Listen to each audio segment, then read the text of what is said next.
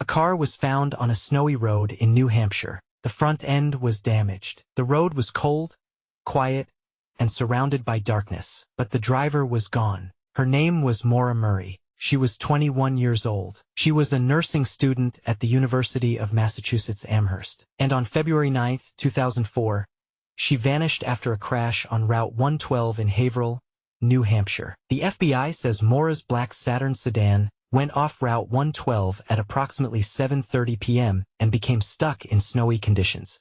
When police arrived, Maura was not at the crash scene, and she has not been seen or heard from since. That is the part of the story that sounds simple. A young woman crashes, a witness sees her, police are called, and then she is gone. But the more you look at the case, the more that short gap becomes impossible to ignore. Because Maura did not disappear days after the crash. She did not disappear after police interviewed her. She did not disappear from a hotel, a bus station, or a distant city. She disappeared in the minutes between being seen near her car and police arriving at the scene. Before that night, Maura was a college student living under pressure. She was enrolled at UMass Amherst. She had academic responsibilities. She had family relationships. She had personal struggles like many young adults do. But nothing in an ordinary student life explains why a person can vanish from a road so quickly. On the day she disappeared, Maura left campus. The FBI states that she was last seen earlier that day on ATM surveillance footage wearing a dark jacket and jeans. She drove north. The question is, north to where? That question has never had a confirmed public answer. Some believe Maura was heading toward the White Mountains. Some believe she wanted to get away for a few days. Some believe she was running from stress. Some believe she had a plan that no one else fully understood. But whatever the reason, by evening, she was on Route 112. It was dark, the roads were snow-covered, and then the Saturn went off the road. The crash itself was not the end. It was the beginning of the mystery. A local school bus driver came upon the scene. He spoke with Maura. In many public accounts, she declined help and indicated she had already contacted roadside assistance, but the area had poor cell service. That detail matters because it creates uncertainty. Did Maura believe she could call someone? Was she trying to avoid police? Was she embarrassed? Was she afraid of consequences from the crash? Or was she trying to keep the bus driver from staying too long? The bus driver left and contacted authorities. Police arrived soon afterward. The Saturn was still there, but Maura was gone. This is the moment where every theory begins. One theory says Maura walked into the woods. Maybe she panicked. Maybe she wanted to avoid police because of the accident. Maybe she thought she could walk to shelter. Maybe she became disoriented in the cold and darkness. This theory is simple and tragic. A young woman leaves a crash scene. She walks into rural terrain. The cold takes over, and searchers never find her. But the weakness of this theory is also obvious. If Maura died nearby, where is the evidence? Where are the confirmed remains? Where is the item, the clothing, the trail, the piece of proof that ends the case? Searches were conducted. The area was examined, but no confirmed discovery has brought Maura home. Another theory says Maura got into a vehicle. This theory explains the speed of the disappearance. If she was on foot, she had only minutes to get away. If she accepted a ride, she could have left the crash scene almost instantly. Passing driver, a local resident, a stranger who seemed helpful. That scenario is terrifying because it could begin with kindness. A young woman crashes on a snowy road. Someone stops. They offer warmth, a phone, a ride to a gas station, a ride to a motel, a ride anywhere other than the crash scene. And in that moment, Maura may have made a decision that changed everything. The problem is that no confirmed driver has been publicly identified as the person who took her away. If someone helped her safely, why did she never contact her family? If someone harmed her, how did they avoid detection? If she got into a car, was it voluntary at first, or was she forced? The public record does not answer that. The third theory is that Maura intentionally disappeared. This theory usually begins before the crash. Why did she leave campus? Why did she drive north? Why did she tell people she would be away? Was she planning a temporary escape? Was she overwhelmed? Did she want to disappear for a while? Or did she want to vanish permanently? The intentional disappearance theory tries to explain the strange behavior before the crash, but it struggles with the crash itself.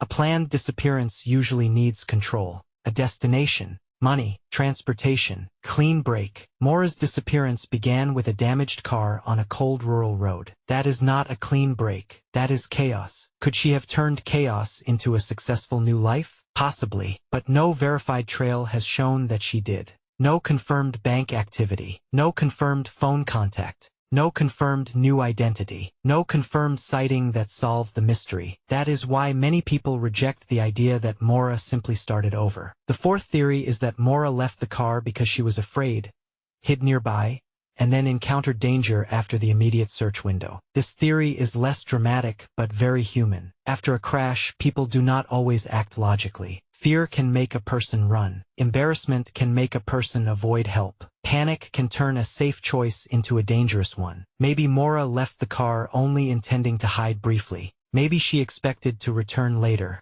Maybe she tried to reach a place with phone service. Maybe she walked toward lights or houses. Then something went wrong. This theory explains the confusion. But like the exposure theory, it still has to explain why no trace has been confirmed. One of the most haunting things about Maura Murray's case is the road itself. Route 112 is not just a location. It is the dividing line between the known and the unknown. Before Route 112, Maura's movements are strange but traceable. A campus, an ATM, a car, a direction north. After Route 112, everything becomes uncertain. Did she go east? Did she go west? Did she enter the woods? Did she get into a car? Did she see someone she trusted? Did she meet the wrong stranger? The case lives inside those questions. The official facts remain limited but powerful. The FBI says Maura's vehicle went off Route 112 around 7:30 p.m., that the roads were snow-covered, and that she was not present when police arrived. The New Hampshire Department of Justice continues to list Maura Murray as a missing person connected to North Haverhill. Everything beyond that has to be handled carefully, because this case has produced years of speculation. Some theories are reasonable. Some are emotional. Some are built around small details. Some are built around rumor. But the confirmed center is already unsettling enough.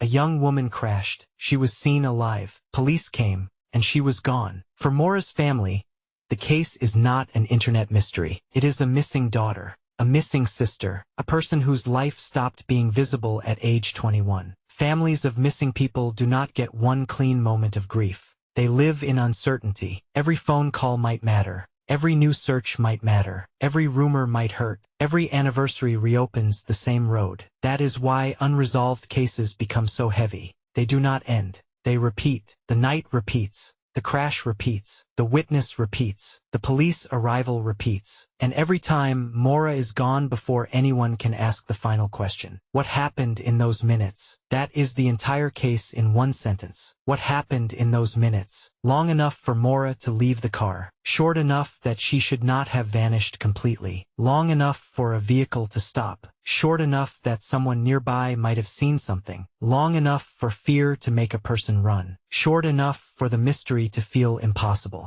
There is another reason this case has stayed in public memory. It feels like a warning about how quickly life can break away from its own story. One day, a person is a student, a daughter, a sister, a young adult trying to handle pressure. Then a car slides off a snowy road, and within minutes, everything known about that person becomes past tense. The car remains, the road remains, the witness account remains, the police report remains, but Maura does not. This is what makes the disappearance so disturbing. There is no clear villain in the confirmed facts. No confirmed final scream. No body. No confession. No ending. Only a stopped car and a missing woman. If Maura walked into the woods, the forest has kept its secret. If she got into a car, that driver has kept silent. If she started over, she did it without leaving a confirmed trail. If someone harmed her, the evidence has not publicly named them. Every possibility leaves one part of the story unexplained. And that is why the case still feels open, even after so many years. Maura Murray's disappearance is not only about a crash. It is about the space after the crash, the dark shoulder of the road, the houses nearby, the woods beyond them, the minutes before police arrived, the choice Maura made, or the choice someone else made for her. Today, the official status remains unresolved. The FBI lists Maura as missing after the crash on Route 112, and says she has not been seen or heard from since. New Hampshire authorities continue to list her as a missing person, and the question remains the same one that began on that snowy road. Where did Maura Murray go after the crash? Did she walk away from the car? Did someone pick her up? Did she hide? Did she run? Or did the answer pass by in another vehicle before anyone understood what they had seen? The car was found. The driver was not, and somewhere beyond the bend in Route 112, the story of Maura Murray disappeared into the dark.